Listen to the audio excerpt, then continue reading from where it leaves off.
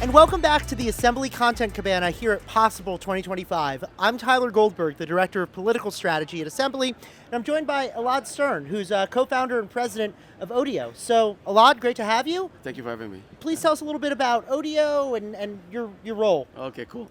We founded Odeeo 4 years ago to bring a non-interruptive mobile game ad experience with the power of audio ads.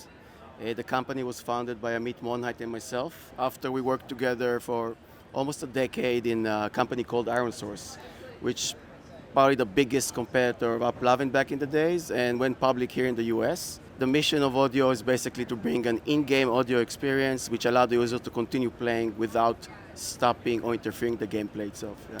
So is that what drew you to sort of in-game audio? Was that non-disruptive but still prevalent experience? Yeah, so working in the space for so many years, and you see the massive growth of the mobile gaming ecosystem, but on the same time you see the full screen advertising experience that happened throughout the years, which got some of the users frustrated.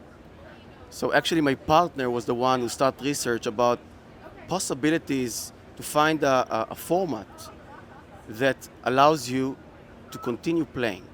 And after his research, he realized that audio is the best companion out there. You can run with audio, you listen when you're running, you can cook when you can listen, you drive in the car. Why not when you're playing a game to listen to an audio ad and continue what you're doing? Right. So for me, and I'm coming more from the media side, programmatic side, for me what got me really intrigued is the possibility of creating a new ad unit in this amazing ecosystem which has few ad units. So this is what got me really intrigued to bring this new experience to the world. Yeah. So when you're partnering with brands, agencies, what are some of the elements you're looking for to support, I guess, their understanding and their adoption? Because I imagine that's the most important step is getting them to buy into this being a viable sort of ad strategy. 100%. So first of all, the bigger education that we're doing, it's about the gaming ecosystem. Brands and advertisers and agencies still were under the assumption that a gamer is a young person sitting in the basement playing Xbox. Yep. And this is not the reality. Right. The reality changed dramatically in the last 10 years, and the average mobile gamer is 37 years old. And it's a stats that IB presented in PlayFronts. Right. 37 years old. And from the data that we see, it's actually female playing more mobile games, casual game in the US, and they are above 30. So when I come out, first of all, I educate about the amazing reach, the diverse audience that they used to see on TV, on Spotify, and also they're playing mobile games. Sure. So those are the main first education that we bring about the opportunity. It's big, it's scalable, and it can have so many audience layers that allow them to target well. I want to drill into the scalable Yeah. part of that. What role does this type of very unique advertising play in the broader media mix? And I know that that'll be dependent on who's doing the advertising, but in your mind, you could wave a magic wand. What would you say? There's two narratives. One narrative, it's the audience narrative. So those agencies and brands who are buying on a specific audience layers, gaming is the perfect fit because they can really dig in and get the scale they're looking for, which they might not necessarily get on other formats. Just from what you were saying, both the age, but also the geographic diversity. Everything. Like it's Everything. ubiquitous. It's a part of our lives. What's so amazing about mobile advertising and mobile gaming advertising, it's the transparency, it's easy to attribute, you get a lot of touch point and data points that you not necessarily get in other formats, and you can literally be super creative, but what you target, when you target it, and how you engage with the user throughout the journey of the mobile game, right? No, that's a great way of looking at it. Yeah. In terms of tech and your approach and tools that you're using, how do you ensure a scalable, non-intrusive, immersive experience while still maintaining brand safety? Because I'm sure that's also a very important part. So first of all, what Odeeo have developed is its own SDK. In order for us to create this unique experience for the user, the game developer, which we work directly with, integrate our SDK. So first of all, they have our technology allow us to do the unique experience that we do. When it comes to brand safety, it's something I'm asked a lot.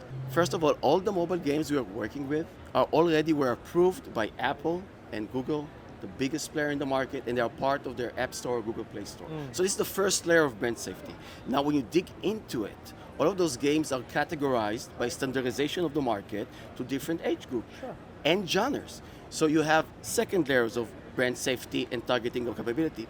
And the third one is because we have the SDK and not anybody can get our SDK. We give it to our partners. We do another layer of auditing to make sure that all the games that we have are not just any game. It's a game that was already approved, those two processes, also audited by us, and also we have internal, we integrated the IB Open Measurement SDK, allow any partner to use third-party verification and really see and measure anything he wants throughout the buying process. So mobile games, it's a statement. It's more brand safe than some of the bigger platform out there. Interesting. It's a big statement, but think about it. The YouTubes of the world, the Facebooks of the world, the social platforms of the world, which today it's a lot of UGC content. It's very hard. And they have great technologies that forces it. But when it comes to mobile games, it's safer by default. Right. So this is the answer we give, yeah. I mean, one of the themes I've been seeing both here at the conference in general, but also in my conversations here today, has been this thread of intentionality. Yeah. And it seems like, the gaming audience, they are making an intentional decision. It's not in the same way as it used to be in the olden days where it was like, I'm just going to flip on TV, see what's on. It's much more, I'm making a decision to go do this. And that helps you because that does part of the targeting work for you because you know what someone's interested in because they're playing game A over game B. I'm happy you saw that. Yeah, I'm so happy you said that. So, do I get an Odeeo hat after this? we can talk about it. Do I get an IO from Assembly? Throughout the process, the last 4 years, because we are 4 years into the business, we realized that we not only have the best unique experience, but we also know about real-time events and emotions that's happening within the game. So when you said intention, we can really allow a more targeted intention advertising that allow the user to perform better and do better for the advertiser. It's not only upper funnels campaigns, it's mid funnel, it's down the funnel. And the ecosystem of mobile gaming and our technology allow that easily. So we just released this new product, which is emotion-based, we call it. It's literally real-time event within the game that allow potential buyers or advertisers to have a very customized a message, a customized campaign based on those events. It can be a game over. It can be a win. It can be a best leaderboard leading. And we now having those events, working directly with the game developers and try to build an ecosystem around those emotions. Sure. Yeah. No, it reminds me of you go to a baseball game and when the third out of an inning happens, they play a brand's jingle and it associates you with something good happening. Exactly. That's really interesting. So one thing I've been asking people as we've been having these conversations today is let's take the Content Cabana and turn it into a time machine. Yeah. You and I are having a conversation 1 year from today. Yeah. What trends are we going to be talking about as having shaped the industry over the past year? So I'll keep the hat of the gaming because I'm a big believer in this movement ecosystem, and I think we're just starting to understand as an ecosystem what is it. And when I talk about moving forward, I'm going to say another big statement. Gaming, mobile gaming, it's the biggest entertainment medium out there. 3 billion mobile gamers. It's unbelievable. Right. And the time of people using the game increasing. Now trends. I see more influencer marketing going with gaming. More brands utilizing those influencers to be creative with the users throughout the game or the experience. I see trend of more like transparency attributable, and real-time events buying mechanism. Today, platforms have so many touch points with the user that can really curate interesting stuff for the buyers.